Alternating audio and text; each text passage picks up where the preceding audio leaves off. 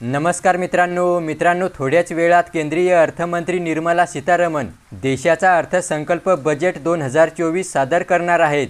तर मित्रांनो, या बजेटमध्ये शेतकऱ्यांसाठी 3 मोठे निर्णय घेतले जाणार आहेत।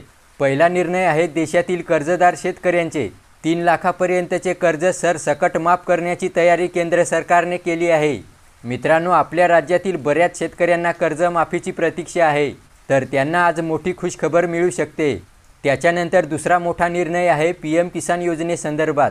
मित्रांनो, सध्या देशातील जवळपास 11 कोटी शेतकऱ्यांना पीएम किसान योजनेअंतर्गत 2000 प्रमाणे 3 टप्प्यात 6000 रुपये मिळतात। तर यामध्ये आणखी 2000 रुपयांची वाढ करून पीएम किसान लाभार्थ्यांना मोठं गिफ्ट आजच्या बजेटमध्ये मिळू शकतं, म्हणजेच 6000 ऐवजी 8000 रुपयांची वाढ होऊ शकते। त्याच्यानंतर तिसरा मोठा निर्णय आहे गॅस सिलेंडर 200 ते 300 रुपयांनी स्वस्त केला जाण्याची शक्यता आहे।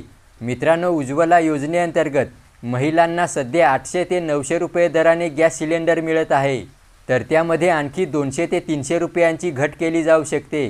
तर अशा प्रकारे मित्रांनो, हे 3 मोठे निर्णय आजच्या अर्थसंकल्प बजेटमध्ये जर घेण्यात आले तर याचा सर्वसामान्य जनतेला, शेतकऱ्यांना मोठा दिलासा मिळू शकेल।